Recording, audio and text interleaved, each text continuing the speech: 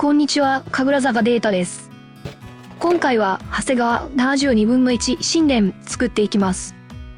ゴジラ -1 で登場した機体です。映画での活躍に興奮したので作ることにしました。ゴジラ -1 の劇中仕様に改造して作っていきます。スケールモデルはガンプラと比べると作るのが大変です。極力手順を簡略化してガンプラ感覚で作っていこうと思います。それでは作っていきましょう。早速仮組みしていきます。ブレード1ニッパーでパーツをランナーから切り離してからアルティメットニッパーでゲートを切り落とします。ガンプラのようにスナップフィットではないのでマスキングテープでパーツを貼り合わせていきます。今回キットを劇中仕様に改造していくわけですが、公開中の映画のため劇中機体を詳しく観察はできません。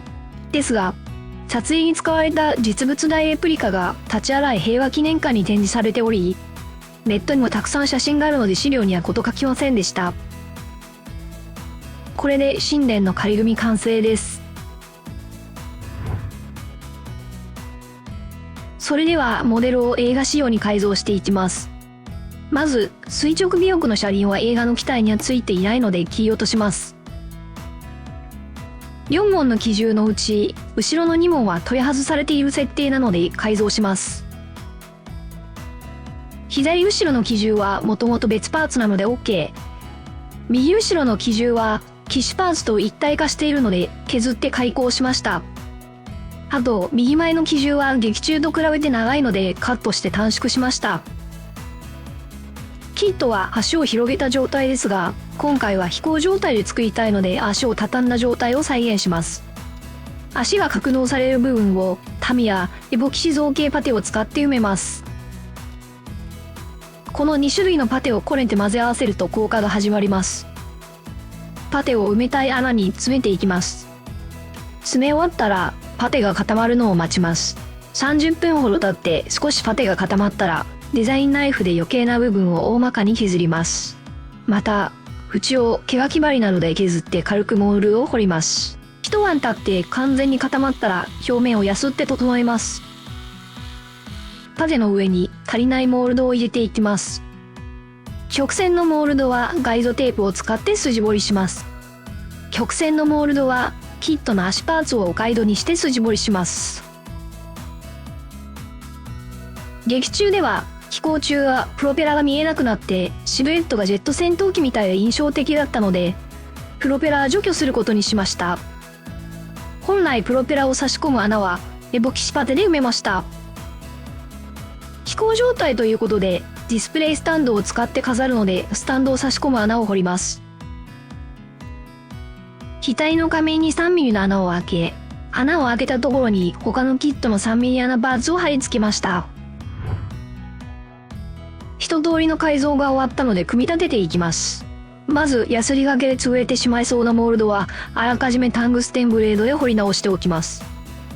機体は左右で2分割になっているので接着して合わせ目消しをします。合わせ目に流し込み接着剤を流し、溶けたプラスチックが合わせ目からはみ出してくるようにパーツ同士を押し付けます。これだけではまず間違いなく合わせ目は埋まらないので UV 効果までで隙間を埋めます。隙間に爪楊枝やパテを塗り込んでから UV ライトを当てて硬化させます。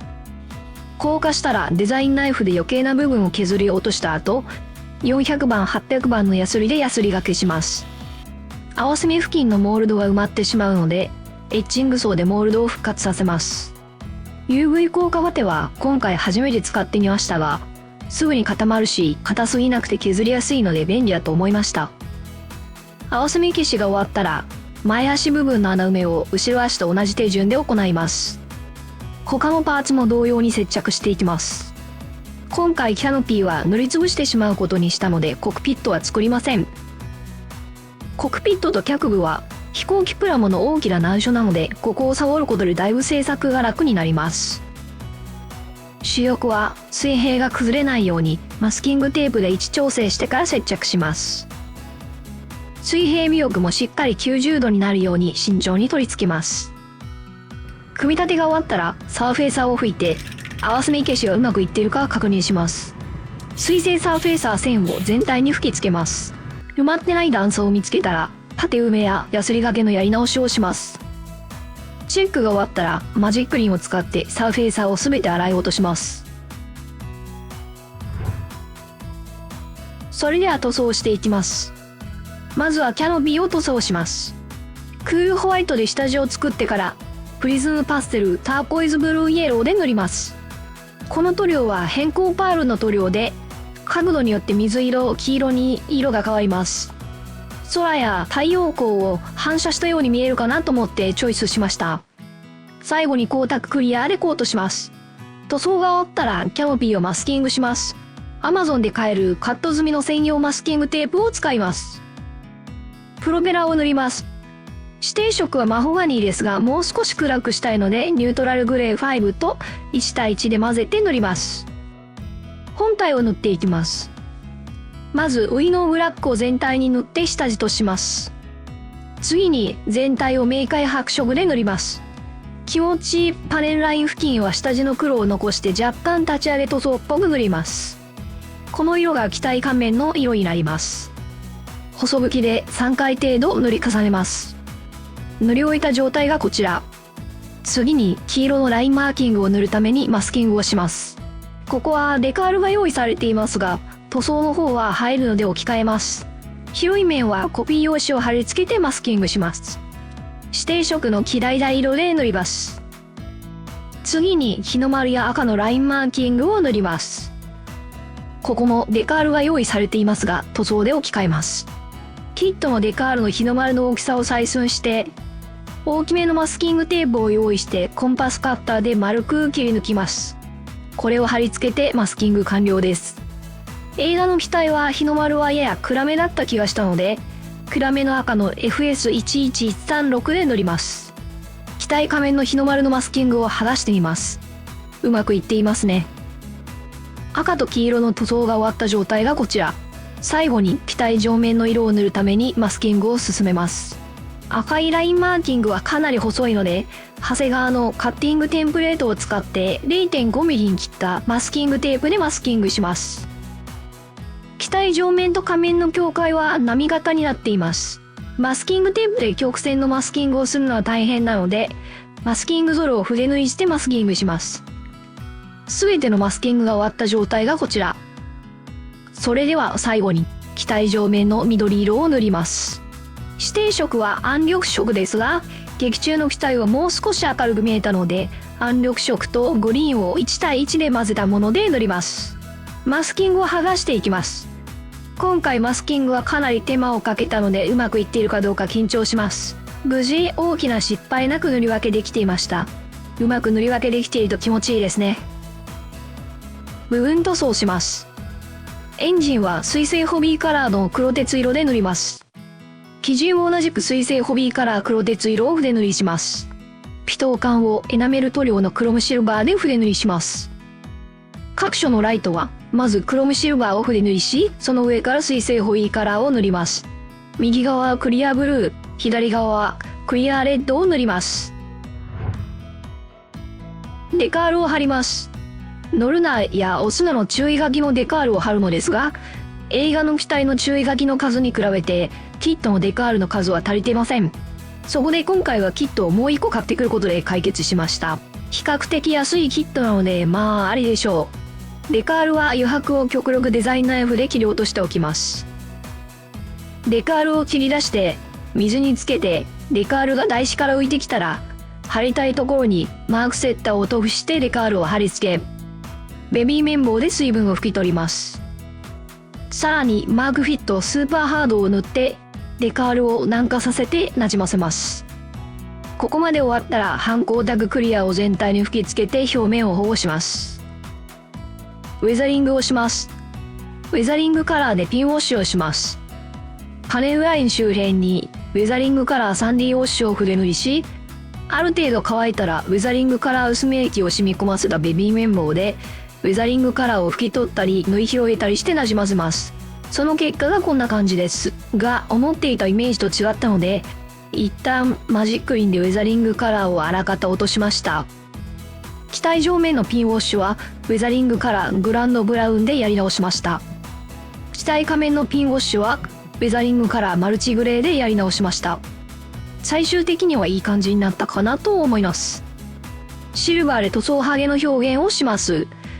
パネルライン付近を中心に爪楊枝や筆でエナメル塗料のクロムシルバーを塗ります。塗料がある程度乾いたら爪楊枝で削って調整します。ドライブラシやスポンジチッピングでシルバーを塗っていきます。ウェザリングマスターを使って汚します。ウェザリングマスター B のすすを使って機銃の周囲やエアインテーク周辺を黒く汚します。アンテナを組み立てます。瞬間接着剤でアンテナを接着します。アンテナとアンテナの間にモデルカステンのストレンチリングを瞬間接着剤で貼ります。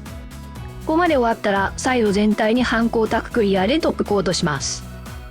ライトの部分は UV ジェルを塗り UV ライトで硬化させます。これで光沢が復活します。キャノピーのマスキングを剥がします。無事塗り分けできていますね。最後にディスプレイスタンドを作ります。映画グッズのコースターを改造して作ります。ゴジラの足跡がデザインされたコースターですが、裏側のロゴの部分だけを使います。バンダイのアクションベース6も使います。ミスターモデリングソーとタミヤクラフトニッパーでディスプレイ台座をガシガシ切断してサイズを調整し、台座をコースターの底面と接着します。コースターに穴を開けてスタンドの棒を差し込み、裏から台座を接続してスタンドの完成です。最終組み立てです。プロペラを接着します。最後にキャノピーを接着したら、新年ゴジラ -1 仕様の完成です。